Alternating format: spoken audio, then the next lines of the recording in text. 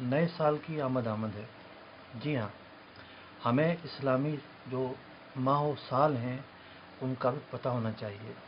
تو ذوالحجہ کا مہینہ ہے وہ اسلامی مہینوں کا سب سے آخری مہینہ ہے، اور جو محرم الحرام ہے وہ اسلامی مہینے کا سب سے پہلا مہینہ ہے۔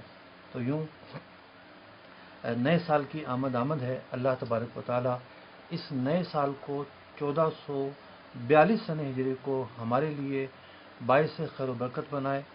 اللہ تبارک و تعالیٰ اس میں ہمیں خوشیاں عطا فرمائے، بھلائیاں عطا فرمائے۔ محترم ناظرین کرام، جہاں ایک نیا سال ہے، یکم محرم الحرام سے نیا ہجری سال شروع ہوتا ہے، وہیں پر محرم الحرام ایک عظیم مہینہ ہے۔ اس اعتبار سے عظیم مہینہ ہے کہ صدیوں سے یہ مہینہ ایک تاریخی مہینہ رہا ہے۔ خاص طور پر 10 محرم الحرام کو جو نسبتیں حاصل ہیں وہ عظیم تر نسبتیں حاصل ہیں۔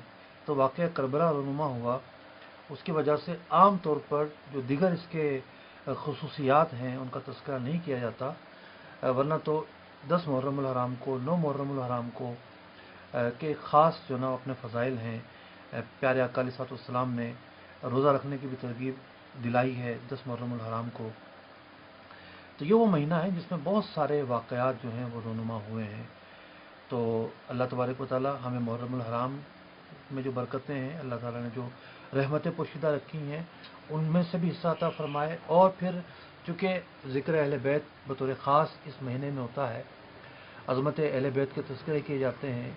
حضرت سید الشہداء امام حسین رضی اللہ تعالیٰ عنہ، آپ کا جو عمل عظیمت تھا، جو آپ نے اپنی قربانی دے کر، اپنے رفقا کی قربانی دے کر، اپنے عزیز و اقربا کی قربانی دے کر دین اسلام کا دفاع کیا، دین اسلام کی بنیادوں میں اپنا خون ڈال کر اس کی آبیاری کی، ان شہادتوں کو بھی یاد رکھا جاتا ہے، اور اہل اسلام اہل کربلا کے تذکرے کو یاد کرتے ہیں، ان کا ذکر کرتے ہیں، ان کی یاد مناتے ہیں، ان کے لیے ایصال ثواب کا اہتمام کرتے ہیں۔